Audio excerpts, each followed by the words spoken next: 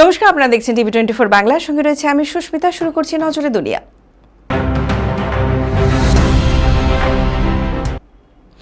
যৌনতা থেকে অপরাধমূলক কন্টেন্ট অনূর্ধ্ব 16দের সমাজ মাধ্যম ব্যবহারের নিষিদ্ধের পথে নিউজিল্যান্ড।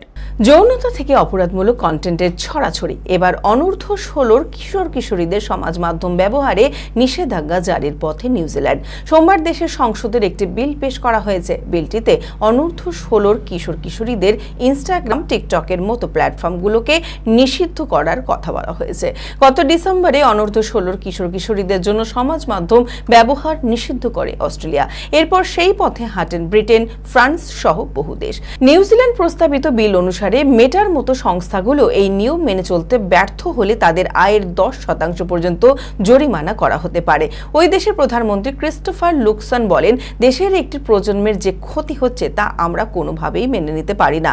13 থেকে 17 বছর বয়সীর প্রতি 3 জন শিশুর মধ্যে একজন এখন প্রতিদিন অন্তত 5 ঘন্টা সমাজ মাধ্যম ব্যবহার করে। বর্তমানে সমাজ মাধ্যমে ভরে গিয়েছে ক্ষতিকর কন্টেন্ট। এগুলো দেখার ফলে শিশুদের পারিবারিক জীবন, মানসিক স্বাস্থ্য, ঘুম এবং পড়াশোনার ক্ষতি হচ্ছে। তাই নিউজিল্যান্ড সরকারের পক্ষ থেকে এই নিয়ম জারি করা হয়েছে। প্রাইম ডায়াগনস্টিক অ্যান্ড পলিক্লিনিক আধুনিক চিকিৎসা ও অভিজ্ঞ বিশেষজ্ঞ চিকিৎসকদের সুপরামর্শের সঠিক ঠিকানা। অর্থোপেডিক, জেনারেল ও ল্যাপ্রোস্কোপিক সার্জারি, স্ত্রী ও প্রসূতি রোগ, ইউরোলজি, কার্ডিওলজি, নবজাতক ও শিশু রোগ, জেনারেল মেডিসিন, সমস্ত রোগের বিশেষজ্ঞ চিকিৎসক এখানে বসছেন। মল, মূত্র, রক্তের সব রকম পরীক্ষা, এছাড়াও CT scan, digital x-ray, USG, echocardiography, Doppler studies, uroflowmetry সব রকম ছবি তোলা হয়। বিশদে জানতে ফোন করুন 9883929780 এই নম্বরে। ঠিকানা prime diagnostic and polyclinic, 95 Pilkhana road, Ranibagan, Baharampur, Murshidabad.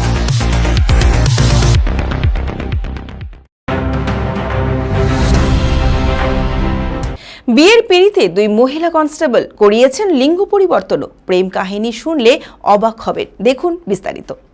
একটি মেয়ে ও একটি ছেলে যদি একে অপরকে ভালোবাসে, তাতে অদ্ভুত কি আছে? এই সমাজ কেবল তখনই বিষয়টিকে অদ্ভুত চোখে দেখে যখন দুজন ছেলে বা দুজন মেয়ে একে অপরকে ভালোবাসে। তাদের নিয়ে নানা কথা তৈরি হয়। আসলে মুম্বাই ঘটা এই খবরটি এখন সারা দেশে ভাইরাল হচ্ছে। আমরা সিনেমায় অনেক গল্প দেখেছি যেখানে একই অফিসে কর্মরত দুজনের মধ্যে প্রেম ও পরিচয় গড়ে ওঠে।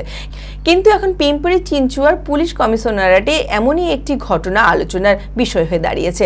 সেখানকার একটি থানায় কর্মরত দুজন মহিলা কনস্টেবল একে অপরের প্রেমে পড়েছেন। শুধু তাই নয়, তারা সিদ্ধান্ত নিয়েছেন তারা একে অপরকে ছাড়া বাঁচতে পারবেন না, বাকি জীবন একসাথে থাকতে চান তারা। ভিন্ন লিঙ্গের দুজন মানুষ বিয়ে করলে সমাজ কি বলবে? তবে সমাজ কি ভাববে তার তোয়াক্কা না করে 2 মহিলা পুলিশ কনস্টেবল একসঙ্গে জীবন কাটানোর সিদ্ধান্ত নিয়েছে। বৈদিক ঐতিহ্য অনুযায়ী তারা এই মাসের 30 তারিখ বিয়ের সিদ্ধান্ত নিয়েছে। তারা দুজনে বিয়ের জন্য পুলিশ বিভাগে আনুষ্ঠানিকভাবে ছুটির আবেদনও করেছেন।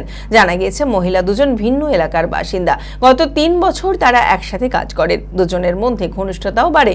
কিছুদিন পর তারা একসঙ্গে থাকতে শুরু করেন। ধীরে ধীরে সকলে তাদের সম্পর্কের কথা জানতে পারেন। তারপরই তারা বিয়ের সিদ্ধান্ত নেয়। জিন্স পরলেই হতে পারে জেল। বিশ্বের একমাত্র এই দেশেই রয়েছে আজব নিয়ম। দেখুন নজরে দুনিয়ায়। জিন্স ছাড়া অনেকেরই দিন চলে না। কলেজ, অনুষ্ঠান যেখানেই যায় সেখানেই জিন্স পরতে পছন্দ করে সকলেই। জিন্স সকলের জন্য এক অপরিহার্য জিনিসের মতো। কিন্তু আপনি কি কখনো ভেবে দেখেছেন যে এই ধরনের ব্লু জিন্স পরলে সরাসরি জেল হতে পারে? শুনে হাস্যকর মনে হলেও এটা একদম সত্যি। এমন একটি অদ্ভুত আইন একটি দেশে খুব কঠোরভাবে প্রয়োগ করা হয়। এখানে ফ্যাশনের নামে আধুনিক পোশাক পরলে কঠোর শাস্তি হবে। বিশ্ব শাসনকারী এই স্বৈরাচারী দেশটির নাম উত্তর কোরিয়া। অন্য কথায় সামাজিক যোগাযোগ মাধ্যম আমাদের দেশের মানুষ তাকে ভালোবাসে কিম মাওয়া বলে ডাকে। তার স্বৈরাচারী শাসনাধীন এই দেশের সরকার ব্লু জিন্স এবং স্কিনি জিন্স পরা সম্পূর্ণ নিষিদ্ধ করেছে। আইন অনুযায়ী এই ধরনের পোশাক পরা দেশদ্রোহিতার সমতুল্য একটি গুরুতর অপরাধ। রাস্তায় মানুষ কি করছে তার উপর সার্বক্ষণিক নজর রাখার জন্য সরকার বিশেষ ফ্যাশন পুলিশও নিয়োগ করেছে। নিয়ম ভাঙলে হতে পারে কঠোর শাস্তি। এই ধরনের নিষেধাজ্ঞার কারণ পশ্চিম সংস্কৃতিতে তাদের দেশে প্রবেশ করতে না দেওয়া। শাসক কিম জং উন বিশ্বাস করেন যে পুঁজিবাদী দেশগুলোর জীবনধারা তাদের দেশে প্রবেশ করা উচিত নয়। উত্তর কোরিয়ায় সরকারের মনে যে পশ্চিম ফ্যাশন তাদের দেশীয় সংস্কৃতিকে ধ্বংস করছে এবং যুব সমাজকে বিপথে চালিত করছে। এই কারণেই তারা প্রতিটি পদক্ষেপে এমন কঠোর সতর্কতা অবলম্বন করছে যাতে বিদেশি ফ্যাশন ট্রেন্ডগুলো তাদের ভূখণ্ডে প্রবেশ করতে না পারে। বাপের বাড়ি যেতে স্বামীর অনুমতির প্রয়োজন নেই, নির্দেশ কর্ণাটক হাইকোর্ট। বৈবাহিক সম্পর্ক অর্থ স্ত্রীর স্বাধীনতা হরণ বা স্বামীর বশ্যতা নয়, ফলে বাপের বাড়ি যাওয়ার জন্য স্বামীর অনুমতি নেওয়ার প্রয়োজন নেই স্ত্রীর। সম্প্রতি এক মামলার শুনানিতে এমনটাই জানালো কর্ণাটক হাইকোর্ট। একই সঙ্গে আদালতে জানিয়েছে বাবা মায়ের দেখভাল বা বাড়ির কাজ করতে স্ত্রীকে বাধ্য করতে পারেন না স্বামী। কর্ণাটকের তুমাকুরুর এক পারিবারিক আদালতের নির্দেশকে চ্যালেঞ্জ করে হাইকোর্টের দ্বারস্থ হয়েছেন এক ব্যক্তি। পারিবারিক আদালতের তরফে এই ব্যক্তিকে নির্দেশ দেওয়া হয়েছিল স্ত্রী ও নাবালিকা কন্যার ভরণ পোষণের জন্য তাকে মাসে 9,000 টাকা করে দিতে হবে।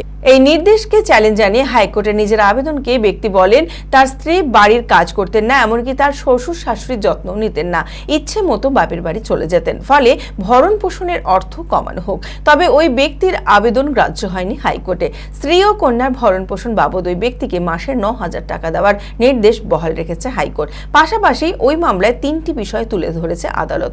প্রথমত, স্বামী তার স্ত্রীর উপর কোনো কিছু চাপিয়ে দিতে পারেন না। বিবাহ কোনো স্ত্রীর স্বাধীনতা ইচ্ছাকে দমন করার অধিকার দেয় না। দ্বিতীয়ত, পরিবারের প্রতি স্ত্রীর নিষ্ঠা কখনো অনুগত্য ও বশ্যতা দিয়ে মাপা যায় না। এবং তৃতীয়ত, শুধুমাত্র মহিলা হওয়ার জন্য তার স্বাধীনতা হরণ করার কোনো প্রচেষ্টা তার অধিকারেই পরিপন্থী।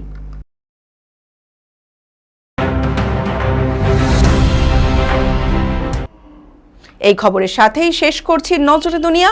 আপনারা দেখছেন টিভি 24 বাংলা, সংবাদ বিনোদন সারাদিন সারাক্ষণ।